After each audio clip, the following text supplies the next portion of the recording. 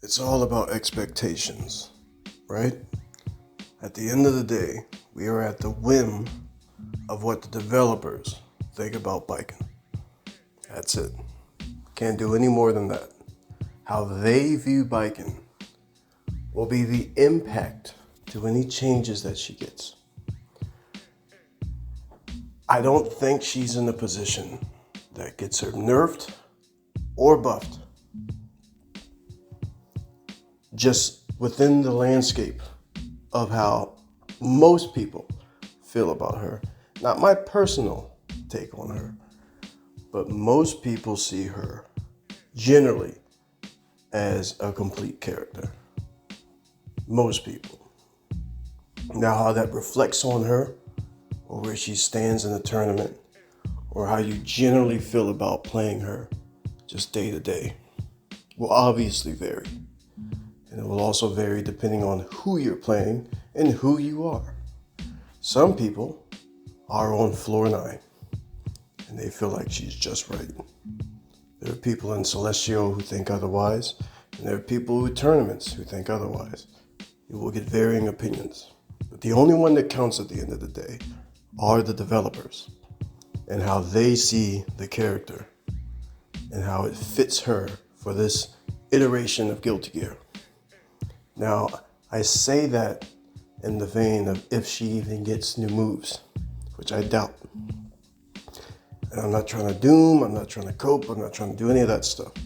I just feel like for the reasons I mentioned will be one of the reasons she doesn't get anything. She's just there.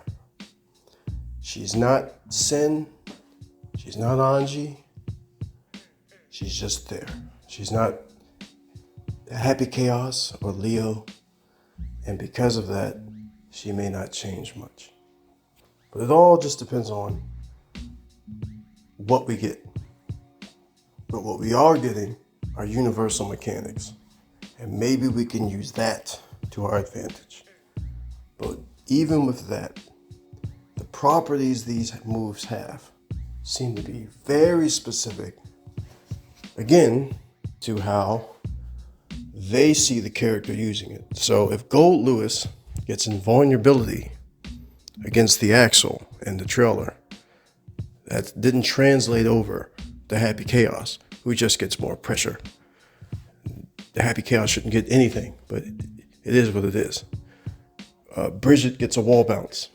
So what Baiken will get out of this is yet to see. Not only what she gets off with no tether, but what she gets with it. Does it wall bounce itself? I doubt we're going to get something that will let us approach from a safer distance and get into our opponent, which is where she thrives. That's where she lives. She wants to be in your face. But my personal take is that the tools she has to get there are lacking. She may have tools in a defensive way to trick you into thinking that she's going towards you and somehow convince you to chase her so she can, get a JS out there. But more times than not, she's a walking hurt box.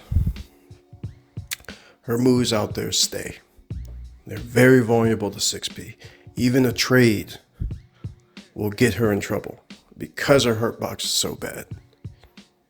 But that's just something, in my opinion, and I can't speak for anyone else.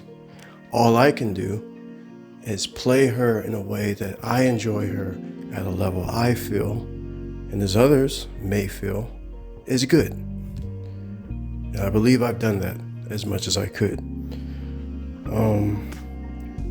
What these moves will do, if anything, depending on how you play her, if one of your intents is to crank risk without having to bet and roll so much on how they interact with Kabari or how aware they are of a poorly spaced one that gets you punished, has yet to be seen. But if we can find a way to continue our pressure without having to rely on something that is ultimately a gamble, something that they can jump out of, or low profile. We don't know. But I would like to think that we will get a string on pressure. Like, for instance, how does this look if you / into it? Can you / connect and safely from / or from 2S to get inside? That's all we need. We need something that will connect the move that, like, a lot, because you can hit someone with 2S.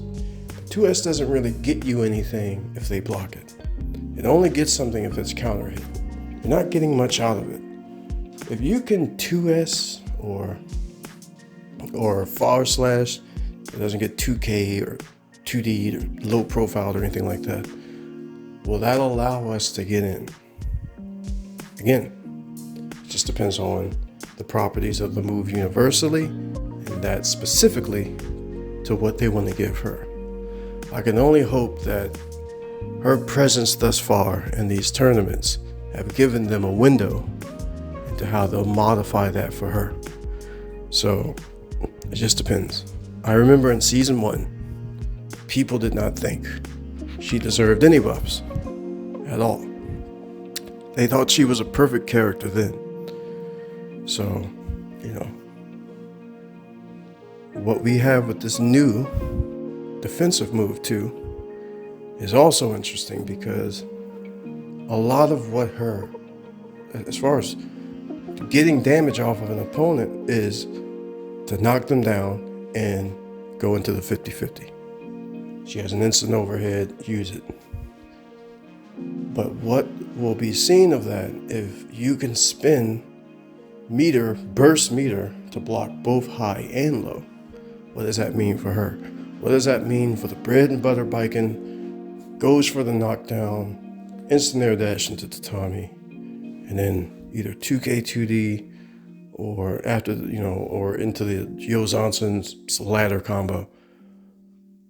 Again, is this something that you could bait out like a burst?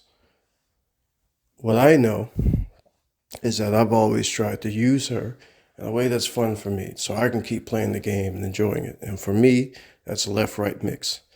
It works for me. That's how I like it. And I know that quarter circle back is something that can't cover left and right. It may cover up and down, but it doesn't cover left and right. So hopefully these changes mean something. But overall, I like it. I like that they did something across the board for everyone. So at least you walk out with something. It's what you walk out with is the issue. We have yet to see. So I haven't made a video in a while. It's getting a little difficult at the moment too. But hopefully I can get back to it. Hopefully you're still enjoying the game. And if you're not enjoying it, do not play it until you do.